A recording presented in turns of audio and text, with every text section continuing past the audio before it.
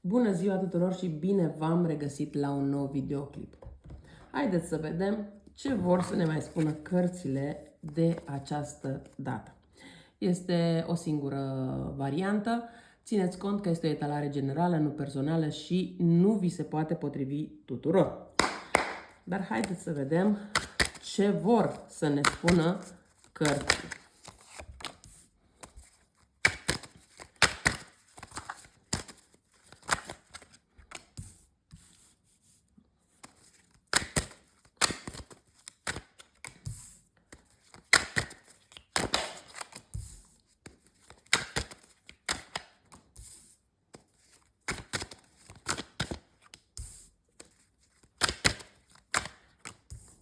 Aici văd că vorbim în primul rând despre zodii cornute, cum ar fi Berbec, Taur, Capricorn, dar vorbim și despre zodia Leu, Fecioară. Berbecul e destul, Berbec, Taur, astea sunt destul de pregnante, dar mai avem și Scorpionul, Săgetătorul, da? Ok, bun.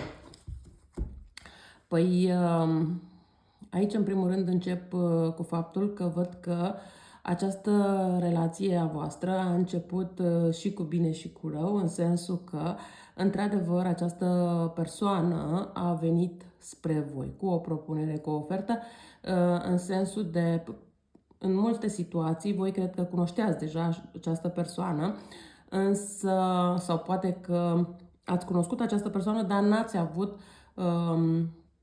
a fost totul la nivel de conversație, însă, ușor, ușor, această persoană s-a îndreptat spre voi, cu pași mai timizi, să le spunem, însă nu e problema aici de timiditate, cât vorbim de o situație de teamă a acestei persoane. Din punctul meu de vedere, această persoană, din cauza trecutului său pe care îl are o teamă de abandon, de singurătate, ceva de această natură. Cu toate acestea, este o persoană destul de toxică, cu anumite vicii, care vouă vă face destul de mult rău, poate prin comportamentul său, poate prin vorbele pe care le are, da? Sau chiar prin felul cum acționează.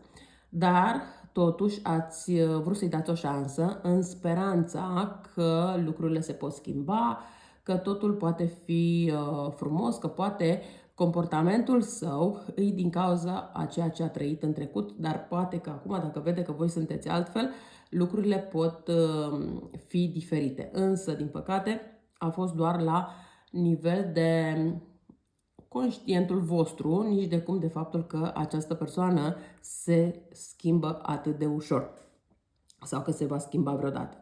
De îmbunătăți comportamentul, dar și poate îmbunătăți puțin dacă vrea, adică sau cel puțin să-și țină comportamentul sub control, dar nu că îl schimbă în totalitate. Însă voi v-ați făcut speranțe destul de mari în legătură cu această persoană. Această persoană pot să spun că este o persoană destul de posesivă, este o persoană care dorește să dețină controlul din toate punctele de vedere, dar pe lângă asta voi vă doriți ca această persoană să facă anumiți pași înspre voi, însă această persoană cam bate pasul pe loc. Nu este genul de persoană care să...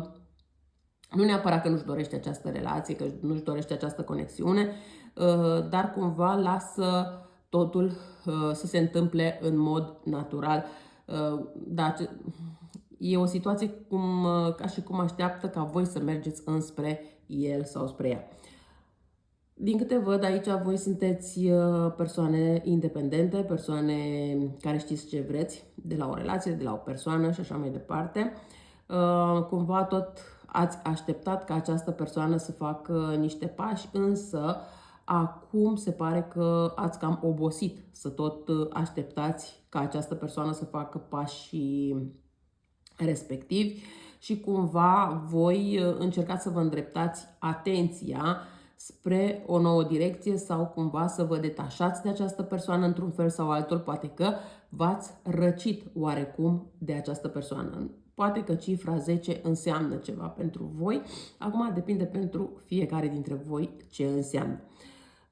Foarte curând voi veți afla niște vești din partea acestei persoane și cred că chiar veți avea o discuție destul de serioasă cu această persoană la care v-ați gândit în momentul în care ați ales să vă uitați la acest videoclip.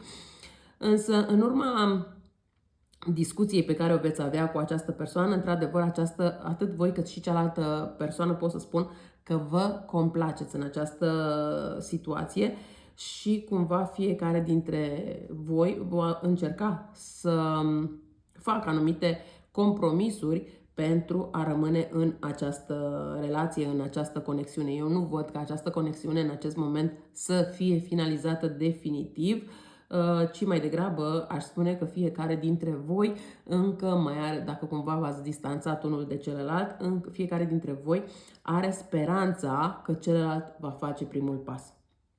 Da? Dar fiecare cumva stați și așteptați să fie momentul potrivit sau fiecare să facă celălalt primul pas. Aici dacă niciunul nu luați atitudine și nu faceți niște pași, e clar că niciodată nu veți ajunge la un rezultat comun.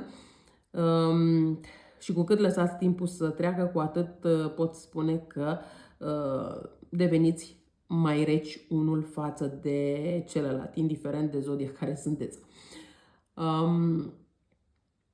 Această persoană are păreri bune despre voi, îi place că știți să vă descurcați, îi place că știți să fiți și puteți să fiți independentă sau independent din punct de vedere financiar, îi place că știți să luați niște hotărâri în ceea ce ține de viața voastră, că sunteți o persoană empatică, sensibilă, dar în principiu îi place felul vostru de a fi. Nu îi place că în anumite situații îl trageți de urechi, cum se spune, sau o trageți de urechi, dar pe ansamblu, da, îi place compania voastră, îi place prezența voastră și, de ce nu, chiar se vede în compania voastră pentru mult timp de acum încolo.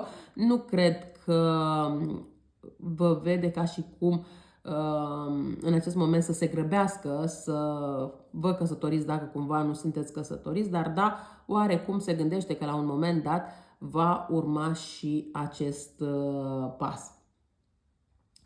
Această persoană pot să spun că încredere în voi are. Nu se pune problema că nu are încredere în voi, însă cred că mai mult îi este teamă să se expună în fața voastră prin felul său de a fi, pentru că probabil are teama că, așa cum am spus, cu siguranță are teama de abandon, de singurătate, probabil că are și această teamă că voi îl veți părăsi sau o veți părăsi.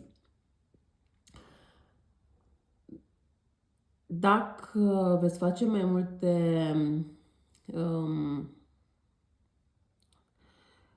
lucruri în comun, păi aici aș putea să spun că toate aceste lucruri, indiferent la ce tip de lucruri vă gândiți, le veți face împreună, dar totul în funcție de discuția pe care o veți avea. Dacă veți face compromisul să rămâneți împreună, da, veți face multe alte lucruri împreună, dar dacă nu veți alege să nu faceți compromisuri, bineînțeles că fiecare va face lucrurile, dar separat. Aici, în această situație, nu pot să spun neapărat că toți rămâneți împreună, că n-am cum. Este o etalare generală, nu personală, iar pentru cei care doresc, într-adevăr, să știe dacă rămâne cu persoana respectivă sau nu la final, îi aștept într-o etalare personală. Găsiți detaliile de contact în descrierea videoclipului. Bun. Dar văd că în această relație se fac destul de multe compromisuri, într-adevăr, și de o parte și de cealaltă, dar cred că mai multe compromisuri se fac de partea doamnelor decât de partea domnilor, iar mare parte dintre doamnele din această etalare cred că sunt blonde, șaten, deschis, ceva de această natură și este posibil ca unele dintre voi deja să fiți însărcinate sau să aveți o oarecare legătură cu această persoană, o legătură că nu vă puteți despărți atât de ușor de persoana respectivă. Nu neapărat că aveți copii împreună, dar poate să fie vorba că această persoană a știut cum să creeze această codependență încât să vă țină legată de el sau de ea. Încredere în această persoană nu pot să spun că puteți avea 100% în acest moment, pentru că este, așa cum am spus, o persoană destul de toxică, o persoană destul de viciată și acele vicii pe care voi le-ați descoperit la această persoană, să știți că nu se vor ameliora prea curând sau cel puțin nu va renunța la viciile sale prea curând pentru voi. Aici cred că prima problemă în viciile pe care le are sunt ce ține de partea de băutură. Poate să fie inclusiv cafea, dar să fie prea multă și să-i facă rău. Da? Sau poate să fie vorba de băutură, poate să fie orice de această natură. De ce spun acest lucru? Pentru că aici mi-e foarte clar că în unele situații, nu în toate, această persoană combină alcoolul cu anumite pastile și atunci e clar că nu este o situație prea drăguță. Dar nu suntem aici ca să judecăm, ci încerc să vă ofer cât mai multe detalii.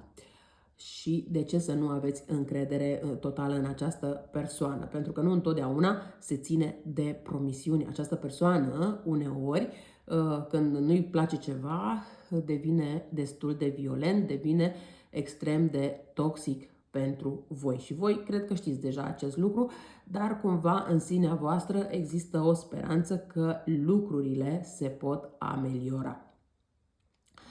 Dacă se vede cu cineva, păi în primul rând, așa cum am spus, în unele situații această persoană, așa cum am spus, este destul de vicioasă și viciul, da, poate să fie inclusiv alte femei. Nu se pune problema. Deci viciile sunt de mai multe tipuri.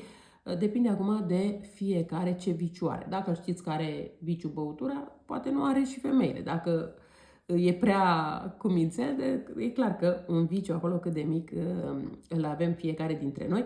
Acum depinde de cât este de mic sau mai mare acest viciu al acestei persoane, încât face această persoană să devină extrem de toxică față de voi.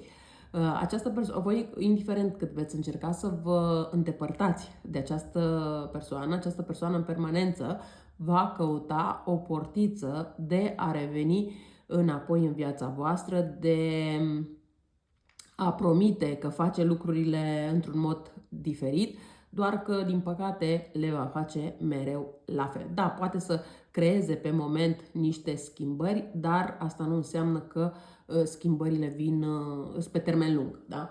Haideți să vedem ce spun îngerii pentru voi. Îngerii romantici. Hai să vedem ce spun.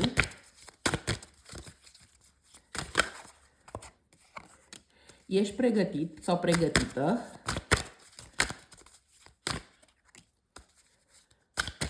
încearcă un semn sau poate că voi încercați să primiți un semn de la divinitate ce să faceți pe mai departe. Nu este momentul potrivit pentru a face acum schimbările, dacă vreți să faceți anumite schimbări în legătură cu această persoană, nu este momentul potrivit, așa cum am spus, probabil acum doar trebuie să discutați și abia mai apoi să faceți schimbările necesare. Regândește situația.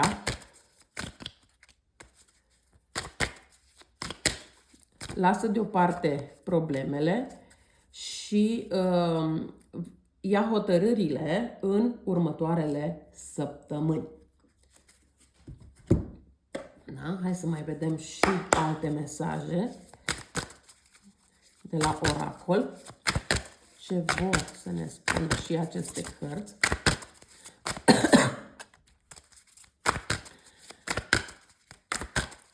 Cumva voi vă rugați la îngeri să ia povara de pe umerii voștri. Vă simțiți în siguranță sau faptul că aveți încredere în aceste etalări, poate să fie și asta, și aveți încredere în darurile voastre. Asta este un lucru foarte important, că sunteți persoane puternice și cu foarte multă încredere în voi. Sunteți persoane valoroase. Asta iarăși denotă faptul că aveți destulă încredere în voi încât să luați o hotărâre foarte bună pentru voi în legătură cu această situație, această persoană și așa mai departe. Eu cam atât am avut de spus pentru voi, vă mulțumesc că m-ați urmărit și vă doresc o zi cât mai frumoasă. La revedere!